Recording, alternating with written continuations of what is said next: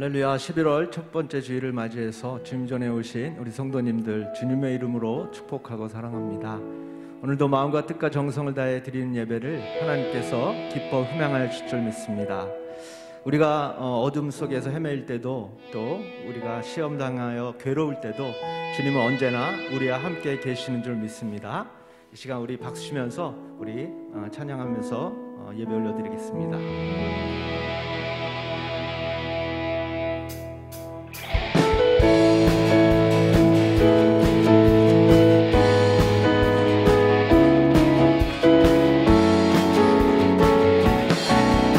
내가 어둠 속에서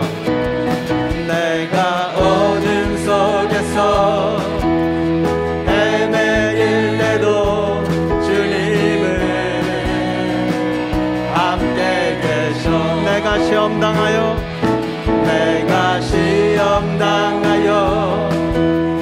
괴로울 때도 주님은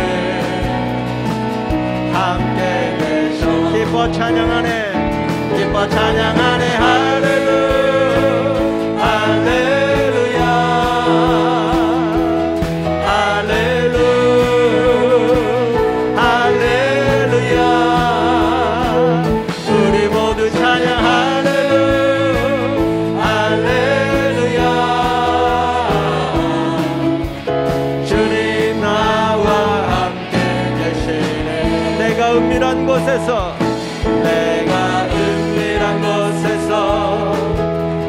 기도할 때도 주님이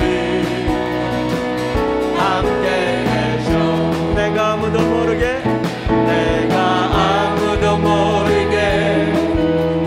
선한 일 할 때도 주님이 함께 계셔. 기뻐 찬양하네 할렐루야 할렐루야.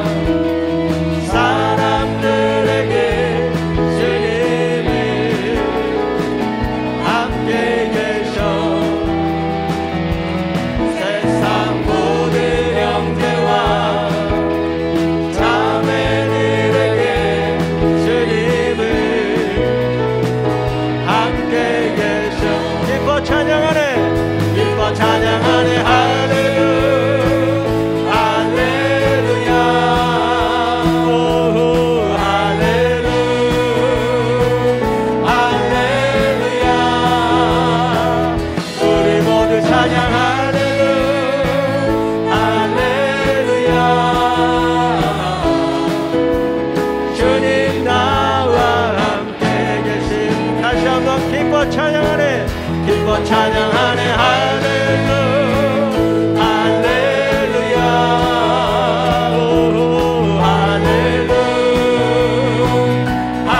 할렐루야. 우리 모두 찬양 할렐루야 할렐루야. 주님 나와 함께 계시네. 나와 함께 계시네. 주님 나와 함께 계시네. 주님 나와 함께 계시네. 할렐루야.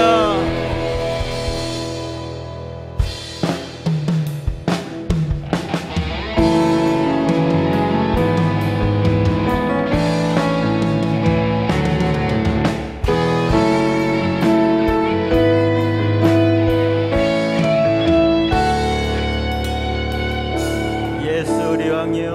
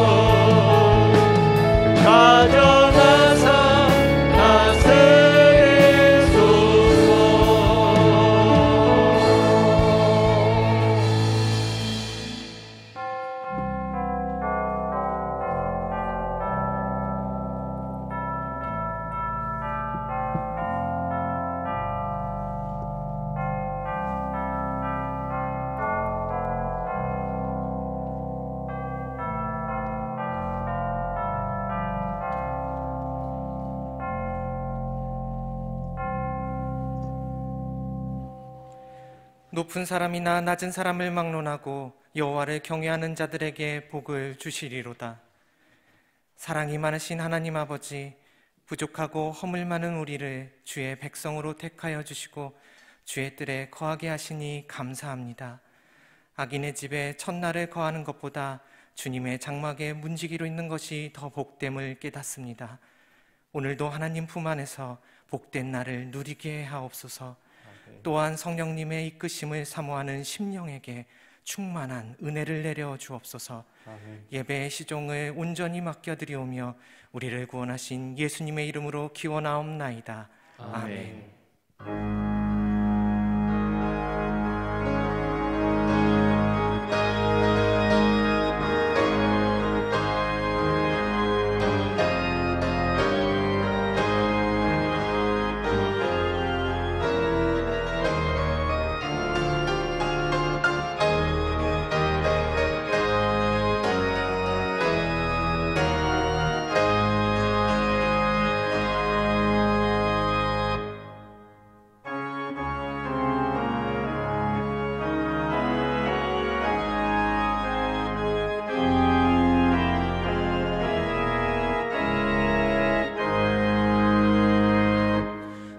만복의 근원 하나님, 온 백성 찬송 드리고 저 천사여 찬송하세. 찬송 성부 성자 성령.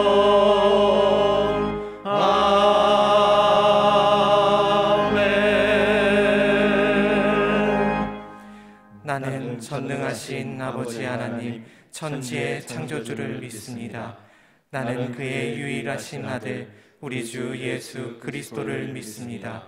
그는 성령으로 잉태되어 동정녀 마리아에게서 나시고 본디오 빌라도에게 고난을 받아 십자가에 못 박혀 죽으시고 장사된 지 사흘 만에 죽은 자 가운데서 다시 살아나셨으며 하늘에 오르시어 전능하신 아버지 하나님 우편에 앉아 계시다가 거기로부터 살아있는 자와 죽은 자를 심판하러 오십니다. 나는 성령을 믿으며 거룩한 공교회와 성도의 교제와 죄를 용서받는 것과 몸의 부활과 영생을 믿습니다. 아멘. 한 주 동안 지은 하나님과 나만이 아는 죄가 있습니다. 이 시간 침묵 가운데 참회의 기도를 드리겠습니다.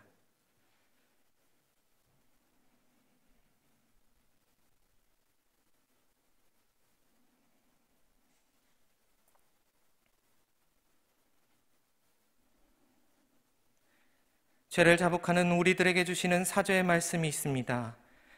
내가 통회하고 마음이 겸손한 자와 함께 있나니 이는 통회하는 자의 마음을 소생시키려 함이라.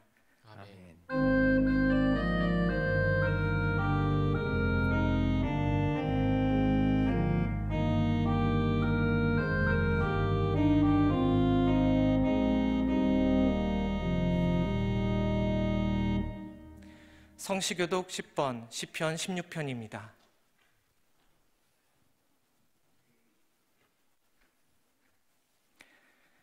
하나님이여 나를 지켜주소서. 내가 주께 피하나이다.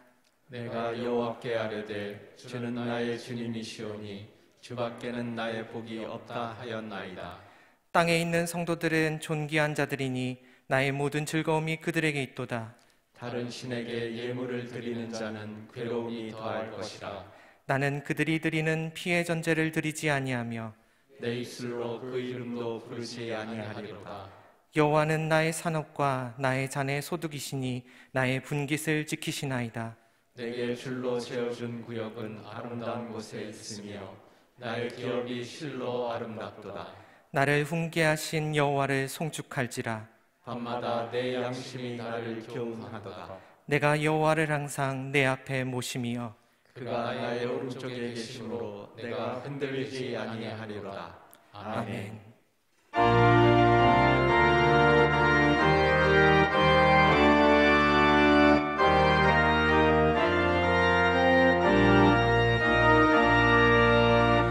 너 근심 걱정 말아라. 주 너를 지키리. 주 날개 밑에 거하라. 주 너를 지키리. 주 너를 지키리. 아무 때나 어디서나 주 너를 지키리. 늘 지켜주시리.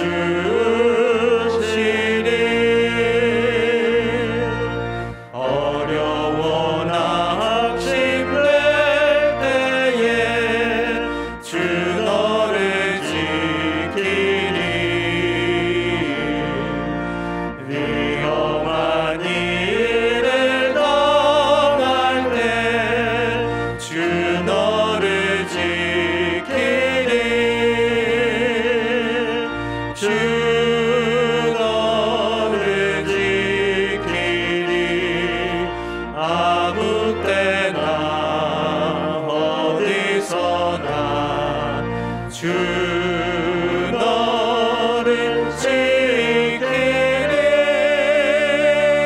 늘 지켜주시리.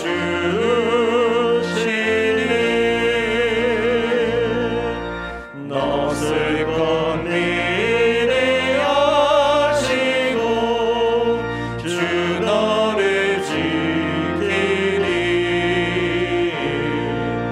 구하는 것을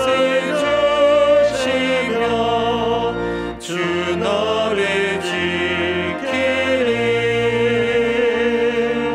주 너를 지키리. 아무 때나 어디서나 주 너를 지키리. 늘 지켜주시리.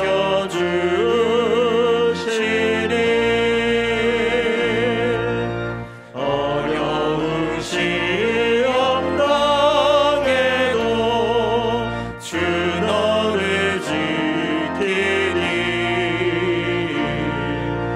구주의 품에 거하라. 주 너를 지키리. 주 너를 지키리. 아무 때나 어디서나 주 너를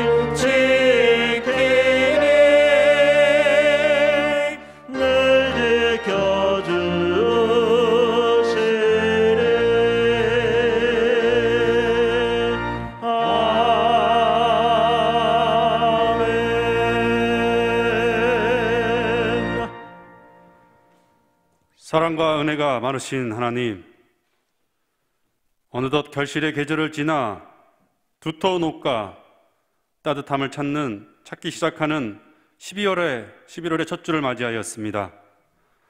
방역 지침이 완화되고 많은 성도들이 성전 예배를 함께 드릴 수 있도록 허락하여 주심을 감사드리며, 힘들고 어둡고 어려웠던 시절을 지나 여기까지 인도하시고 지켜주신 하나님께 신령과 진정으로 예배드리오니 홀로 영광 받아 주시옵소서.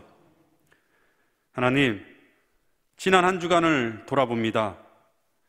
나의 나된 것은 모두 주님의 은혜임에도 하나님께 뜻을 구하며 그 말씀으로 살아가기보다는 우리 각자의 뜻과 생각대로 살아왔음을 고백합니다. 주님께서 지명하시고 택하시고 불러주신 빛의 자녀임에도 연약한 저희들은 세상의 가치를 더 많이 구하며 살아왔습니다. 저희들의 수없이 많은 허물들을 용서하여 주시고 오늘 드려지는 예배 가운데 우리의 상한 심령을 회복시켜 주시고 빛과 소금의 삶을 살겠다 결단하고 다짐하는 은혜의 시간이 되게 하옵소서.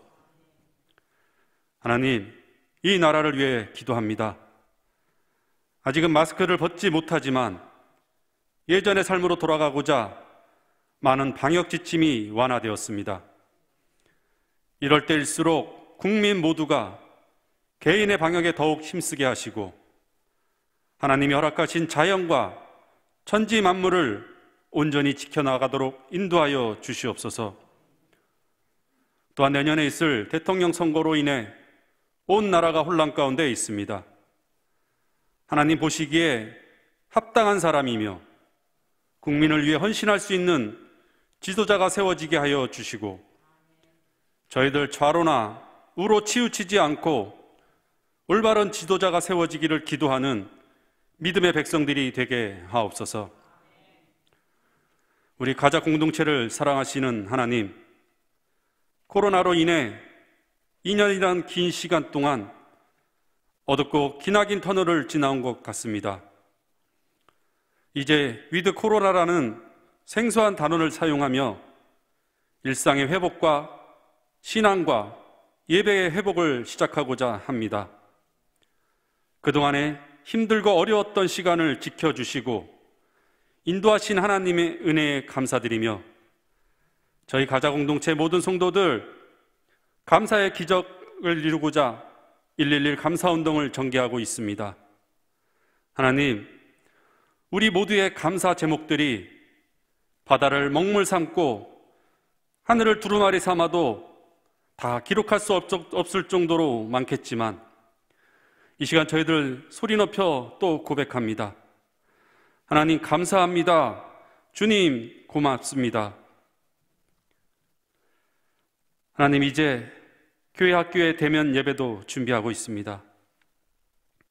오랜 시간 교회를 떠나 있던 우리 자녀들과 학생들이 주님의 전으로 나올 수 있도록 가정과 학교와 모든 상황들을 형통하게 인도하여 주시옵소서.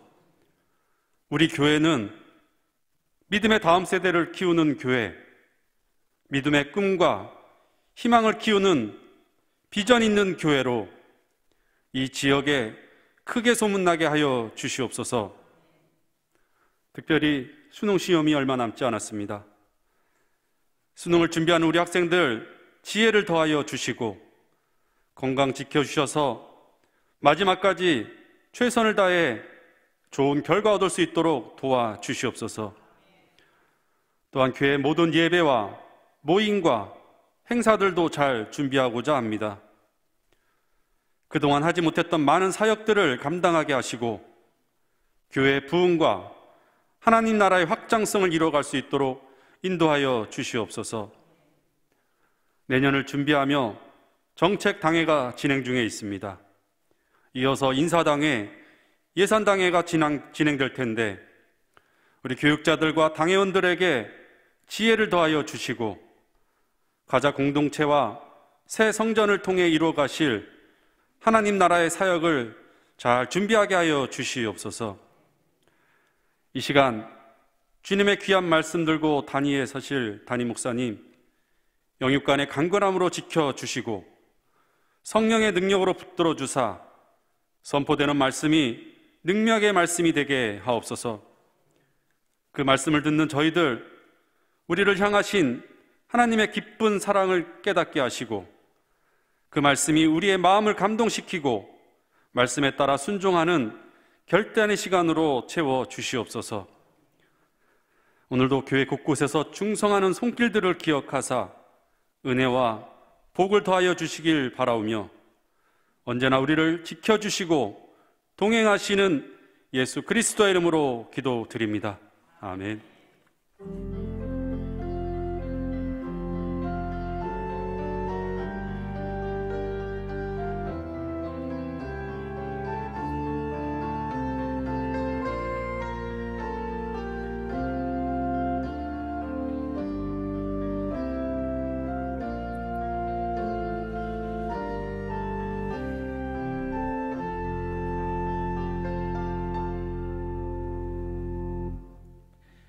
이 시간 하나님께서 우리에게 주시는 말씀은 사무엘상 21장 10절에서 15절입니다.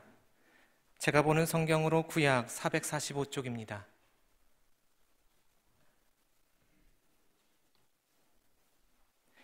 말씀을 봉독할 때 하나님의 음성을 들으시기 바랍니다. 그날에 다윗이 사울을 두려워하여 일어나 도망하여 가드왕 아기스에게로 가니 아기스의 신하들이 아기스에게 말하되 이는 그 땅의 왕 다윗이 아니니이까 무리가 춤추며 이 사람의 일을 노래하여 이르되 사울이 죽인 자는 천천히요 다윗은 만만이로다 하지 아니하였나이까 한지라. 다윗이 이 말을 그의 마음에 두고 가드왕 아기스를 심히 두려워하여 그들 앞에서 그의 행동을 변하여 미친 채하고 대문짝에 그적거리며 짐을 수염에 흘리매 아기스가 그의 신하에게 이르되 너희도 보거니와 이 사람이 미치광이로다. 어찌하여 그를 내게로 데려왔느냐? 내게 미치광이가 부족하여서 너희가 이 자를 데려다가 내 앞에서 미친 짓을 하게 하느냐? 이 자가 어찌 내 집에 들어오겠느냐 하니라. 아멘.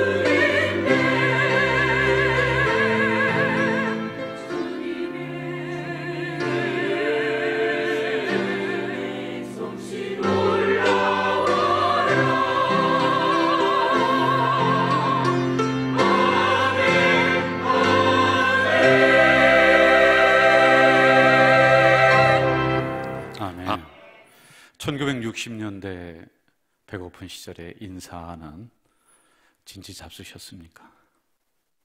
근데 유신을 지나면서 인사법이 좀 바뀌었어요. 밤새 별거 없으셨습니까? 그런데 오늘 우리 성도들의 인사는 이렇게 해야 됩니다. 옆에 있는 분 보고 반갑습니다, 축복합니다. 시작. 반갑습니다. 50%가 이렇게 정부에서 허락을 해줘서 앞에 있는 이 딱지들도 다 떼었어요.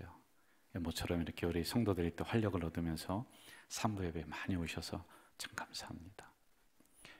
갑자기 다른 사람 앞에, 낯선 사람 앞에 나아갔을 때, 그리고 부끄럽고 창피한 일을 만났을 때, 또는 좀 곤란한 상황 속에 내가 처했을 때 주로 속된 언어로 쪽팔리다, 이런 이야기를 많이 했습니다. 근데 이걸 하도 많이 쓰다 보니까 아예 국어 대사전에 쪽팔리다라고 하는 단어가 실려버렸어요. 그 뜻은 이렇습니다. 부끄러워 체면이 깎이다. 이 말은 쪽과 팔리다라고 하는 이 두 단어가 뭉쳐져서 만들어진 합성어입니다. 그런데 문제는 뭐냐면 쪽이라고 하는 게 이게 무엇을 뜻하느냐는 거예요. 국어 대사전에 대략 3가지 정도로 그 의미가 나오고 있습니다.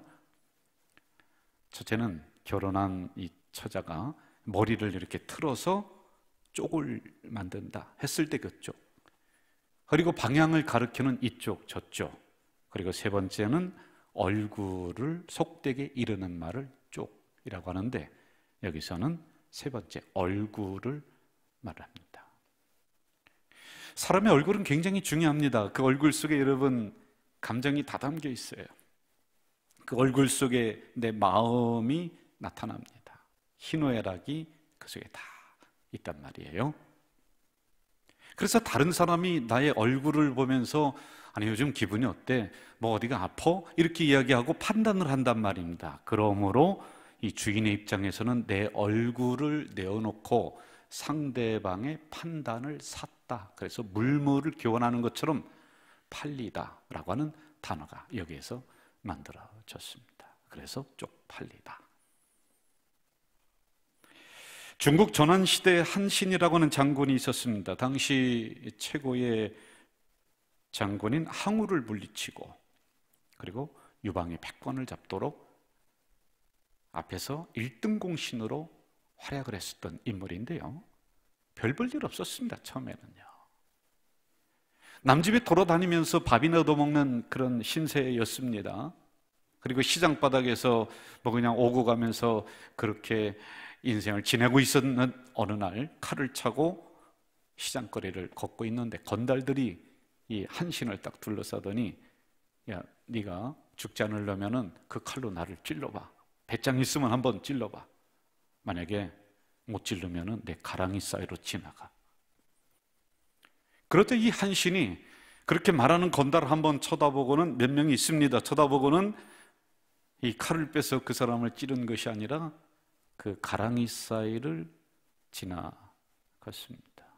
이것을 보고 많은 사람들이 야, 저 바보, 수치를 그리고 수모를 겪는 그런 일이 있었죠. 이런 우여곡절 끝에 훗날 고향 땅인 초나라에서 왕이 됩니다. 자신의 고난을 겪었던 그 시절을 생각하면서 그때 그 건달들을 불러와라. 그래서 건달들을 다 불러서 그 왕궁에 오게 했습니다. 그리고는 작은 벼슬을 주면서 모여있는 대신들 앞에 이렇게 얘기합니다. 이자가 나를 욕보였다. 가랑이 사이로 지나가겠다는 거예요. 그런데 그때 어찌 내가 죽일 수 없었겠는가? 그런데 죽여도 이름을 낼 수가 없었으니 지금 성공을 이루기까지 내가 그 수모를 참은 것이다. 사마천은 사기라고 하는 역사책에서 한신의 이야기를 이렇게 담아내고 있습니다. 가랑이 사이로 들어가라는 사람을 한번 훑어보고는 기어이 그 사이를 기어갔다. 그 사이로 지나갔다. 그러면서 미래를 기약을 했다. 본문은 갑자기 혜성처럼 나타난 한 사람을 소개하고 있습니다. 인기, 권력, 명예, 돈, 보장이 다 돼 있습니다. 그런데 그만 한순간에 나락으로 떨어져 버린 현상 수배범. 그래서 이리저리 떠돌아다니면서 밥을 얻어먹는 그런 한 인물의 이야기를 우리에게 들려주고 있죠. 본문 10절에서 그날의 다윗은 이라고 나옵니다. 아주 짤막한 단어이지만 그날이라고 하는 것은 다윗이 인기 있다가 뚝 떨어진 날, 사람들 앞에서 수모를 겪는 날, 수치를 겪는 날, 왕궁 생활에 있었습니다. 인기도 없어지고 왕궁의 생활에서 거지 생활로 전락하고 만 그날이라고 하는 의미가 이 안에 담겨져 있습니다. 더 심각한 상황이 13절에 이렇게 기록되고 있습니다. 그들 앞에서 그의 행동을 변하여 미친 체하고 대문짝에 그적거리며 침을 수염에 흘렸다. 미친 척을 했다는 것이죠. 그래서 대문을 긁으면서 자기 침을 수염에 흘리면서 그리하며 목숨을 연명하는, 남아있던 자존심마저도 다 구겨지고 다 버린 이런 상황들입니다. 진짜 미친 게 아닙니다. 미친 척을 했다. 그러니 여러분, 정신은 온전합니다. 그것을 보면서 사람들이 손가락질합니다. 야, 저 다윗 말이야, 왕궁 생활에서 한순간에 거지가 되고 쫓겨다니는 신세가 되고 저 인간이 이제 끝이다라고 하는 이런 손가락질, 그 모욕을 당하는 이런 상황이 펼쳐지고 있습니다. 이때의 심정을 시편 56편에서 이렇게 담아내고 있어요. 나의 유리함을 주께서 계수하셨사오니 나의 눈물을 주의 병에 담으소서. 여러분, 마치 가랑이 사이로 지나가라 그러면서 그 수모와 수치를 견뎠던 그 심정으로 그리하면서 내가 나중에 성공하면 두고 보자, 내가 지금은 이렇게 수모를 당하지만은 내가 반드시 수모를 갚을 것이다라고 그렇게 결심하며 수치를 당했던 한신, 그 장군의 마음, 그게 동일한 거 아니겠어요? 사람들 앞에서 미친 척을 하고 그리고 놀림을 당하면서 그래, 나중에 내가 한번 두고 보자, 내가 이 수모를 반드시 성공으로 갚을 것이다, 그리하며 나의 눈물을 주의 병에 담으소서라고 하는 이 고백. 여러분, 한번 생각해 볼까요? 이꼴저꼴 안 보고 그냥 산속에 깊이 들어가서 그냥 인생을 그렇게 마감할 수도 있었습니다. 그런데 성경은 이런 수모를 당하고 수치를 당하는 다윗의 이야기를 계속 끌고 가고 있어요. 어떻게 이걸 견디고 이겼을까? 한번 궁금증을 가지고 우리 계속 한번 가봅시다. 제가 부목사로 섬길 때 그 교회에 한 집사님이 계셨습니다. 사업을 대단히 크게 하셨습니다. 그런데 한순간에 사업이 부도가 나고 막 그냥 고난이 몰아치는 그런 상황이었어요. 저와 아주 친밀하게 지냈던 집사님이셨습니다. 그런데 하루는 저에게 전화를 걸더니 목사님 한번 만납시다. 그래서 제가 나갔습니다. 나갔더니 이미 술이 거나하게 취했습니다. 그러면서 살아온 이야기, 그리고 고난당한 이야기, 마지막 사업을 펼쳤는데 그것도 부도난 이야기를 쭉 저에게 쏟아내기를 시작을 했어요. 그리고 지금 빨간 딱지를 사람들이 와서 온 집안에 곳곳에 지금 붙이고 있다는 것입니다. 그런데 그것도 모자라서 이제 빚쟁이들이 막 몰려와서는 자식들 앞에서, 아내 앞에서 자기를 수치를 주는데 이 수모를 견딜 수가 없어서 나와서 이렇게 술 한잔 먹고 갈 데 없으니 목사님에게 전화를 했습니다. 결국에는 참았던 눈물을 보이면서 부끄러워서 못 살겠습니다. 제가 이 꼴 저 꼴 안 보고 정말 내 목숨 하나 끝나면 다 되는 건데, 그런 이야기를 저에게 쏟아냈습니다. 사실은 여기 계신 우리 성도들 중에도 내가 이 꼴 저 꼴 안 보고 그냥 어딘가로 사라지고 싶다, 자존심이 있어서 내가 지금 겪는 이 수모, 순환, 어려움, 수치, 이걸 어디 가서 이야기할 수도 없고, 그래서 교회를 안 나갈까? 교회를 옮길까? 어디 깊은 저 시골로 들어가 볼까? 여러분, 마치 다윗처럼 그날을 맞이한 분들이 있을 수도 있습니다. 아니, 그러한 날들을 맞이하면서 여기까지 오셨습니다. 그래서 나의 유리함을 주께서 계수하셨사오니 나의 눈물을 주의 병에 담으소서, 나의 눈물을 주의 병에 담으소서. 이 고백이 다윗의 고백이 아니라 사실은 여러분과 저의 고백일 수가 있죠. 성경은 이런 사람들의 이야기로 가득 차 있습니다. 미친 척을 하면서 거지 같은 인생을 살면서 한순간에 저 나락으로 떨어진 이 수모, 이 수치를 겪으면서 왜 다윗은 목숨을 그렇게 구걸하며 연명해야 했을까? 저는 성경을 깊이 연구를 하다가 제가 깜짝 놀란 게 한 가지가 있습니다. 우리 같으면 벌써 어디론가 사라졌을 거예요. 그런데 성경은 계속 다윗의 이야기를 기록하고 또 기록하는 이유가 있더라는 것이지요. 이스라엘 역사는 참 재미있습니다. 1대 왕이 사울 왕이죠. 그리고 2대 왕이 다윗입니다. 하나님의 계획은 이 사울 왕을 불러서, 야 사울아, 내가 나라다운 나라 한번 만들고 싶다, 국가다운 국가 한번 만들고 싶다, 너 한번 잘해라. 그러면서 그 사명을 사울 왕에게 줬는데, 여러분, 한마디로 국가를 말아 먹어버렸습니다. 그래서 하나님은 사울 왕을 제끼고 그 다음에 다윗이라고 하는 인물을 등장시키면서 그에게 사명을 또 주려고 하는 이런 과정 속에 이 일이 일어났다는 것이지요. 양이나 치었던 인물이었습니다. 양똥이나 치었던 그런 인물이었습니다. 양털이나 깎아서 그렇게 근근히 살아갔던 이 다윗이었지만은 하나님의 이러한 계획, 하나님의 이러한 목적, 하나님의 이러한 사명을 어느 순간에 깨달아 버리고 그것이 나의 사명이 되었다는 겁니다. 여러분, 집안을 세우는 목적이 아닙니다. 양을 잘 기르는 목적이 아닙니다. 나라다운 나라, 국가다운 국가 한번 세워라 라고 하는 이 하나님의 명령이 가슴속에 딱 다가와서 그 일이 내 일이 되고 내 목표가 되었습니다. 그러니 여러분, 이 자존심 구겨지면서 미친 척을 하면서 사람들에게 놀림을 당하면서도 그 순간을, 그 사명을 붙잡고 그 목표를 붙잡고 참아내고 견뎌내는 것이지요. 그게 있었기 때문에 이기는 겁니다. 저는 설교를 준비하면서 이런 관점으로 성경을 좀 봤습니다.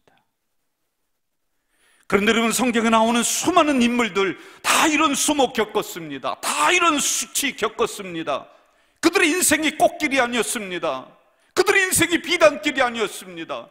자갈밭길 그리고 가시밭길 거치면서 그 수목 견디면서 성공을 이뤄냈고 목표를 이뤄냈던 것이지 한순간에 그들에게 다가오지 않았다는 것을 알게 되었죠. 빨간 딱지가 이곳저곳에 붙여지고 빚쟁이들이 쳐들어와서 아내 앞에서, 자식 앞에서 망신을 주었던 그 집사님, 목사님 이 꼴 저 꼴 안 보고 나 하나 죽으면 끝나요, 그렇게 말했던 그 집사님은 자살했을까요? 그 일이 있고 나서 저는 그 어간에 인천으로, 우리 교회로 오게 되었죠. 그리고 몇 년이 지난 다음에 그분의 이야기를 만나서 듣는 기회가 있었습니다. 사업을 다시 일으켜서 그 분야에서 최고의 점에 가 있었어요. 그분의 사업이 아주 잘 됐습니다. 그리고 그 교회의 장로님으로 되셔서 장로님으로 이제 은퇴를 하시고 그러셨습니다. 이분이 왜 삶의 끈을 놓지 않고 그 수치와 어려움 속에서 견디며 이기게 되었는가? 두 가지 이유를 저에게 말하더군요. 첫째는 가족이었다, 자식들. 그리고 두 번째는 힘든 상황 속에서 목사님이 부르시더래요. 막 빚쟁이들이 막 몰려가니까 어디 피할 데가 없으니까 목사님이 저 기도원에 가서 좀 있어라, 피신을 좀 해라. 그래, 기도원에 가려고 하니 목사님이 뒤에서 부르더니 손에 생활비 좀 하라고, 거기서 좀 쓰라고 쥐어주는데 보니까 100만 원이더래요. 그래서 목사님이 이렇게 얘기했대요. 집사님, 수치를 참고 견디세요. 좋은 날이 반드시 오는데 제가 드렸던 100만 원 나중에 성공할 때가 있습니다. 그때 100배로 갚으세요. 그리고 우리 교회가 건축을 하는데 집사님이 성공하고 난 다음 이걸 견디어서 성공하고 난 다음에 이 건축비의 10분의 1을 당신이 책임지세요. 그런데 여러분, 이상하게 그 목사님의 말씀이 자기의 사명이 되더라는 것이에요. 그래서 그것을 붙잡고 그래, 내가 견디자, 이기자, 내가 이 성공해서 반드시 수모를 겪고 이 수치를 겪고 넘어서서 그 다음에 100배 되는 것을 목사님에게 내가 드리겠다. 그리고 건축비의 10분의 1을 내가 감당하겠다. 그렇게 얘기했다는 것입니다. 그 다음에 놀라운 일이 일어났습니다. 실제로 목사님이 은퇴하실 때 이분이 완전히 성공을 했어요. 자랑을 하더라고요. 목사님, 제가 그때 그 약속 지켰습니다. 꼭 10분의 1을 건축비를 댄 것은 아니지만 최고로 그 교회에 헌신하는 장로님이 되시고 그리고 은퇴를 하셨습니다. 여러분, 혹시 이 시기를 견디면서 또는 사업을 하시면서 또는 직장을 다니시면서 수모를 당하는 부끄럽고 힘든 시간, 수치스러운 시간 혹시 지나고 있으신가요? 아주 재미있는 이야기가 성경에 하나 나오고 있습니다. 마가복음 7장에 보면은 가나안 족속의 여자가 나오는데요, 이 여자에게 딸이 있습니다. 딸이 정신적으로 이상하게 되어서 귀신이 들렸다, 흉악한 귀신이 들렸다. 근데 아무데도 고칠 데가 없습니다. 예수님의 소문을 듣게 됩니다. 그래서 예수님에게 마지막이다라고 한 심정으로 다가가서 이제 간청을 합니다. 내 딸이 흉악한 귀신에 들렸습니다라고 예수님에게 부르짖으면서 도와달라. 그런데 이상합니다. 예수님은 거들떠보지도 않아요. 쳐다보지도 않습니다. 그러자 제자들이, 주님, 저 여자가 저렇게 부르짖는 거 안 들리십니까? 그러자 예수님이 이렇게 그 여자에게 말합니다. 자녀의 떡을 취하여 개들에게 던짐이 마땅하지 않다. 개 취급을 해버리는 거예요. 내가 이제까지 살면서 이런 소리 평생 처음 듣습니다. 제 자존심 구겨집니다. 나는 이제 당신하고 관여하지 않겠습니다. 그리하면서 그 자리를 박차고 떠났다면 아마 성경에 그 이름이 나오지 않았을 것입니다. 그런데 이 여자는 어떻게 이야기합니까? 맞습니다. 상 아래 개들도 주인이 먹다가, 아이들이 먹다가 떨어지는 그 부스러기를 먹습니다. 수모를 당하는 그 시간을 견딘 거지요. 수치를 견딘 거지요. 결과는 이렇게 기록됩니다. 여자여, 내 믿음이 크도다. 내 소원대로 되리라 하시니 그때로부터 그의 귀신 들린 딸이 나았다. 여러분, 여기 있는 분 그 누구라도 한 분 딱 붙잡고 한번 물어보십시오. 집사님은, 권사님은 좋은 길만 걸어오셨습니까? 아닐거려. 자식들 건사하느라, 가정 살리느라 저 시당 바닥에서 서름 당해가면서 그렇게 일궈냈던 지난날의 이야기들, 1,000원 벌려고, 10,000원 그거 벌려고 가서 몇 번이나 굽신거리며 머리 조아렸던 그 부끄러운 순간들 수도 없을 거래요. 어린 자식 기저귀 살 돈 없고 분유 살 돈 없어서 아는 사람에게, 이웃집에게 돈 끌어갔던 부끄러운 이야기들 많을 거래요. 그래서 여러분의 길도 가시밭길이에요. 자갈밭길, 그 수모 견디면서 온 결과가 지금입니다. 여러분, 저도 자녀 길러 보니까 저희 어머님 마음을 조금 알겠어요. 제가 어제 어느 집사님 추모 예배 일주기, 성영욱 권사님인가요? 추모 예배를 갔는데 저도 막 울고 거기 있는 딸들도 울고 예배가 진행이 안 되더라고요. 어머니 생각이 나니까 저도 예배 드리다가 설교하다가 그렇게 막 울고 막 그랬습니다. 저희 어머니가 6남매 기르시면서 아침에 돈 달라고 자녀들이 막 그러니까 이웃집으로 돈을 꾸러가던 그 생각이 나요. 그런데 그 발걸음이 가볍지 않았다. 무거운 발걸음이었다. 우리 교회도 사업을 하시는 분들이 참 많습니다. 여러분, 그냥 기업을 일구고 꾸려나간 것이 아니라 고객을 만족시키기 위해서 또는 고객을 확보하기 위해서 수십 번도 더 달려갔습니다. 그들 입에서는 죄송합니다, 죄송합니다, 죄송합니다 수백 번도 더 해가면서 그 기업을 일궈낸 그 수모의 시간들, 그 수치의 시간들 견딘 거예요.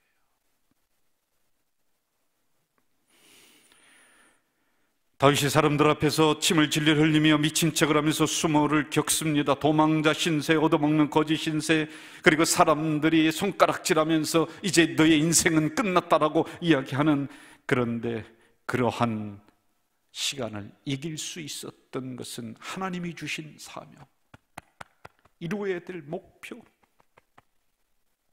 여러분에게도 있잖아요. 가정을 이렇게 만들어야 될 목표, 하나님이 주신 사명, 저에게도 있잖아요. 다윗이 참았던 그 결과는 어떨까요? 이스라엘은 왕이 수십 명이 됩니다. 그런데 그 왕을 평가하는 기준이 있습니다. 잘했느냐 못했느냐 평가할 때 다윗의 길을 따랐느냐 아니냐, 다윗같이 나라를 잘 다스렸느냐 아니냐, 안 했으면 나쁜 왕이에요. 다윗같이 하나님을 공경했느냐, 그러면 좋은 왕, 안 했으면 나쁜 왕. 기준을 다윗으로 삼습니다. 하나님이 늘 이야기합니다. 너 다윗같이만 해라. 너 다윗을 닮아라.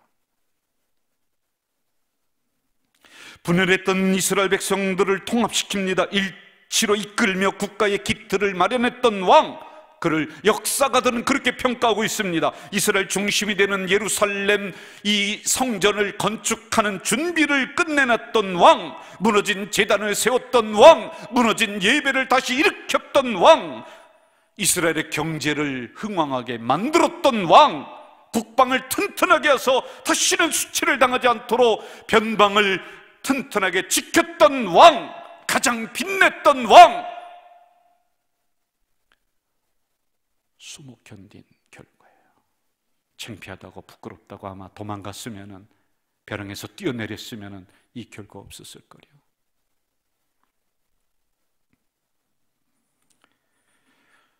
이웃집에 양을 훔친 형제가 있었습니다. 사람들이 잡아다가 중세 시대에는 어떤 형벌을 주느냐 하면은 이 쇠에다가 빨갛게 달린 거를 여기다 찍어요. 그런데 어떻게 찍느냐면은 sheep thief, 그러니까 양도둑, ST, 요거를 딱 찍으면은 저놈은 양도둑이야. 여기다 찍으니까 어떻게 지울 수도 없잖아요. 그러니 도저히 동네에서 창피해서 살아갈 수가 있습니까? 사람들이 지나갈 때마다 저 양도둑, 양 훔친 놈, 그 수모 수치의 시간을 이기지 못해서 형은 안 되겠다, 내가 아무도 모르는 곳으로 가서 살겠다. 그래서 몬타국 땅으로 갑니다. 그런데 소문은요 흘러서 거기까지 갑니다. 사람들이 이거 무슨 뜻이냐, ST가 저거 양도둑이야, 도저히 거기서 살 길이 없습니다. 그래서 다른 나라로 또 가는데 소문이 거기까지 따라옵니다.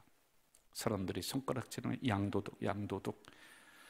그 수치를 이기지 못해서 그는 타국 땅에서 자살해서 죽어버립니다.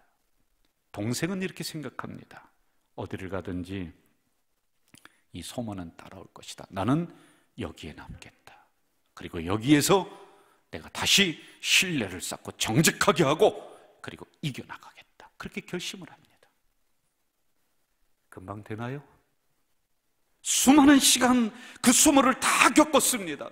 사람들이 그 동네에 지나갈 때마다 저 양도도 형은 어디 도망갔고 저 동생은 양 훔치다가 여기 ST, 쉽디프, 이거 양 훔친 놈, 그렇게 하면서 온갖 수모를 다 견뎌내면서 그는 그래, 내가 여기서 이기자, 정직하게 그리고 부지런하게 그리고 사람들을 섬겨가면서 열심히 고향 땅에서 어디 도망가지 않고 거기서 그렇게 살아갔습니다. 수십 년이 지난 어느 날 낯선 사람이 그 동네를 지나다가 이 노인을 발견한 거예요. 그런데 여기에 ST라고 딱 찍혀 있는 게 있어요. 동네 사람을 붙잡고 물어봤습니다. 아저씨, 저게 무슨 뜻이에요? 동네 사람들이 이렇게 얘기합니다. 오래된 이야기라 내가 잘 몰라. 다 잊어버렸어. 그런데 아마 저거 ST는 세인트의 약자일 거야. 세인트는 성자라는 뜻입니다. 얼마 전에 글을 읽다가 이런 내용이 참 마음에 와닿더군요. 하나님이 마침표를 찍을 때까지 내가 마침표 끝났다고 해서는 안 된다. 여러분 인생에 하나님은 아직 마침표를 찍지 않으셨습니다. 그 숨어 견디고 그 수치 견디면서 이겨나간다면 나중에 내가 다윗처럼 위대한 보상을 너에게 해주마라고 약속해 주셨습니다. 그런데 여러분 스스로 이제 나는 마침표야, 나는 여기서 끝이야, 나는 어디 깊은 산골에 가서 그렇게 숨어 살면서 그런 인생으로 마감할 거야 라고 스스로 끝났다라고 마침표를 찍지 마십시오. 혹시 지금 이 기간을 지나면서 물질 때문에 다 어렵죠. 넉넉하지 못해서 수치를 겪는 시간을 보내고 있는 분이 있을 수 있습니다. 자존심이 막 구겨져요. 어디 가서 손 벌릴 데도 없어요. 창피한 시간이에요. 그런데 여러분 견뎌야 합니다. 이겨야 합니다. 그랬을 때 하나님은 그 수치를 견딘 보상을 반드시 해주십니다. 여러분 믿음으로 이 어려움을 뚫고 일어서는 우리 공동체 되시길 주 이름으로 축원합니다. 주 이름으로 축원합니다. 하나님 아버지, 온갖 수모를 참고 수치를 참고 살아가고 있습니다. 어느 때는 이 꼴 저 꼴 안 보고 나 하나 없어지면 되겠지. 그러나 믿음으로 이 기간을 견디며 이겨나가고 있습니다. 그리했더니 다윗에게 놀라운 보상을 주셨던 것처럼 우리 사랑하는 가족 공동체 성도들에게 땅의 복으로 하늘의 복으로 놀랍게 갚아주실 그날이 있을 줄 믿습니다. 그때까지 이겨나가는, 견뎌나가는 우리 공동체가 되도록 주여 도와주시옵소서. 아멘. 예수님의 이름으로 기도하옵나이다. 아멘.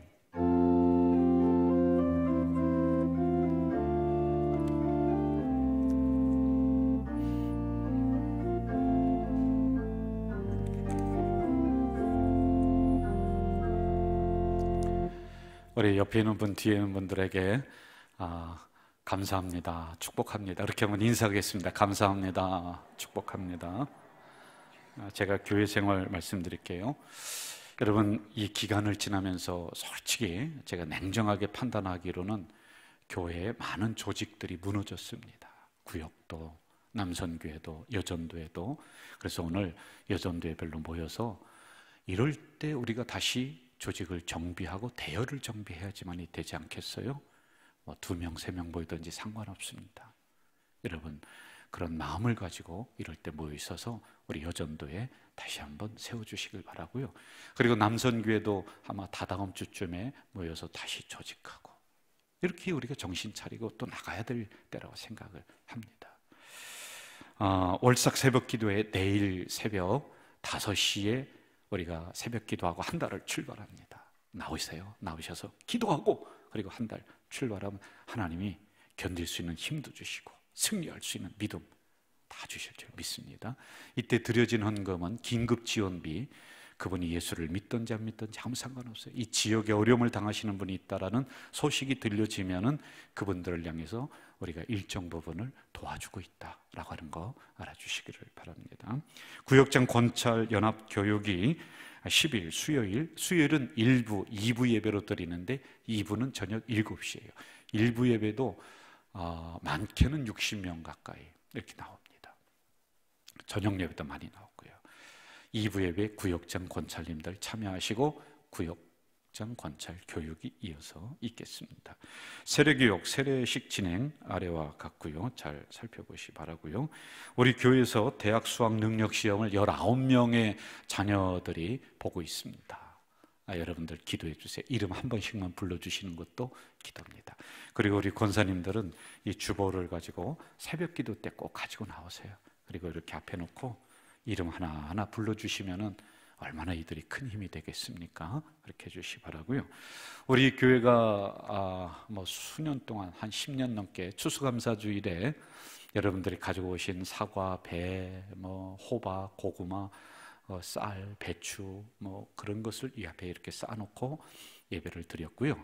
그리고 가져오신 것은 사회복지로 넘겼습니다. 다 끝나고 나서 저희들 교육자들이 먹지 않고 사회복지로 넘겨서 다시 지역으로 돌리고 이렇게 했습니다. 19일까지 행정실로 내주시면 되고요. 이럴 때는 누가 가장 먼저 내야 되느냐, 누가 가장 먼저 실천해야 되느냐, 목회자가 하고 장로님들이 하시는 거예요. 뭐 나는 이렇게 됐으니까 예외다. 그러면 교회가 질서가 안 서는 겁니다. 그래서 우리 지도자들이 가장 먼저 순종해 주시면서 하시면 성도들이 다 따라옵니다. 온라인 지인 추천 계속하고 있다는 거 알아주시고요. 성도의 교제란을 보시면서 위로해 주시기를 바라요. 우리 민학수 집사님 보진상을 당하셨는데 많이 슬퍼하시고 했는데 우리 성도님들이 많이 가셨어요. 가서 위로해 주시고 했더니 막 힘이 나고, 그래 어머님이 천국에서 잘 쉬시고 있구나, 그래 하면서 새로운 힘이 막 나고 위로가 많이 되었다 이야기를 저에게 오늘 오셔서 해주더군요. 여러분들 보시는 대로 또 위로해 주시길 바랍니다. 우물선교 감사드리고요.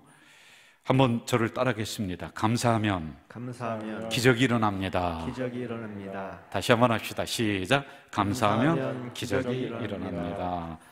우리 이 운동 끝까지 해서 내 생활 속에 감사가 딱 자리매김할 수 있도록 이렇게 해주시면 좋을 것 같습니다. 여러분 오늘 찬양은 두 장을 하겠습니다. 두 개를 하겠습니다. 먼저 다 같이 일어나셔서 우리 주변에 있는 분들과 서로 인사합니다. 한 주간 승리하십시오. 한 주간 승리하세요. 서로 인사하겠습니다.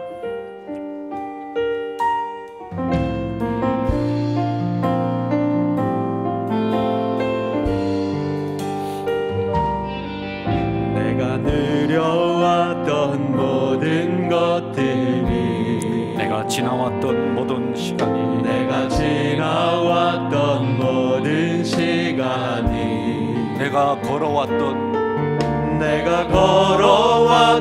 모든 순간이 당연한 것 아니라 은혜였어. 아침 해가 뜨고 저녁에 녹음, 봄의 꽃향기와 가을의 열매,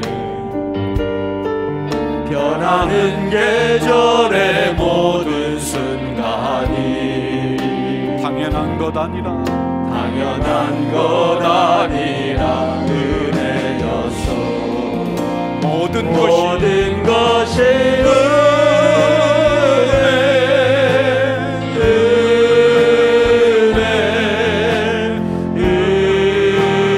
은혜, 한없는 은혜. 내 삶에 당연한 것 하나도 없었던 것은 모든 것이 은혜였소. 내가 이 땅에 태어나 사는 것, 어린아이 시절과 지금까지 숨을 쉬며 살려 꿈을 꾸는 삶, 당연한 것 아니라 은혜였어. 내가 하나님의 자녀로 살며 오늘 찬양하고 예배하는 삶, 복음을 전할 수 있는 축복이 당연한 것 아니라 은혜였어. 여러분 우리 두 손 들고 고백합시다. 모든 것이 은혜,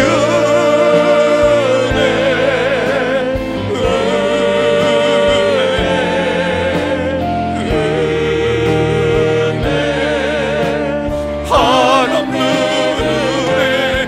내 삶에 당연한 것 하나도 없었던 것을 모든 것이 은혜였어. 모든 것이 감사, 모든 것이 감사, 감사,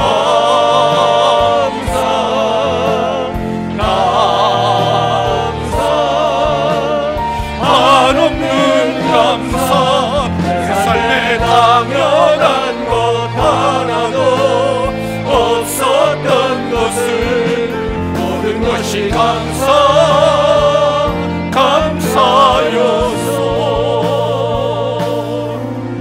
여러분, 이 시간 우리 박수 치면서 한번 예수가 좋다고 이 찬양하겠습니다.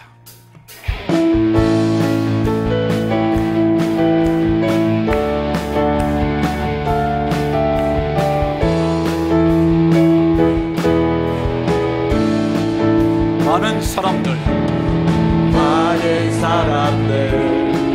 참된 진리를 모른 채 주님 곁을 떠나가지만 내가 만난 주님은 참 사랑이었고 진리였고 소망이었어. 여러분 다 함께 난 예수가 좋다오. 난 예수가 좋다오. 난 예수가 좋다오. 주를 사랑한다던 베드로 고백처럼 난 예수를 사랑한다오. 무거운 짐진 자, 무너진 자 다 내게로 오라. 내가 너를 쉬게 하리라. 이 길만이 생명의 길, 참 복된 길이라. 항상 내게 들려주셨소. 함께 난 예수가 좋다오. 난 예수가 좋다오. 난 예수가 좋다오. 주를 사랑한다고 베드로 고백처럼 난 예수를 사랑한다오. 그대가 만일 형제자매여 참된 행복을 찾거니 예수님을 만나보세요. 그분으로 인하여 참 평안을 얻으며 나와 같이 고백할 거요. 난 예수가 좋다오. 난 예수가 좋다오. 난 예수가 좋다오. 주를 사랑한다고 베드로 고백처럼 난 예수를 사랑한다. 여러분 두 손 들고 난 예수가 좋다오. 난 예수가 좋다오. 아멘, 아멘. 난 예수가 좋다오.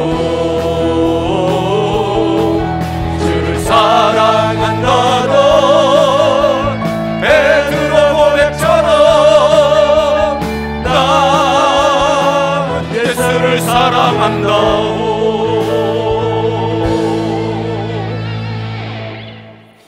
이 꼴 저 꼴 안 보고 나만 사라지면은 이 모든 것이 끝나겠지.